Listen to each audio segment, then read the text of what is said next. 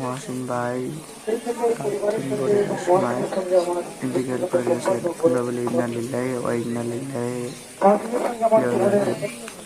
জানাজারের নামাজ চায় বটিকার সময়, চায় বটিকার একটি ভিডিও আপনারা সবাই দেখতেছেন এবং কি আরও পাবেন। আমার আরও পেজে শত শত ভিডিও পাবেন, যাই কম তাই আমি আশা করি আপনাদের আরও ভিডিও দেবো। আমি এত কম ভিডিও দেবো না, তারপরেও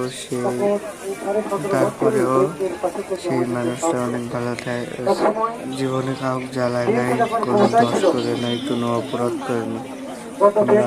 আমার লাইক করে সাবস্ক্রাইব করবেন, শেয়ার করবেন এবং কি পরের ভিডিও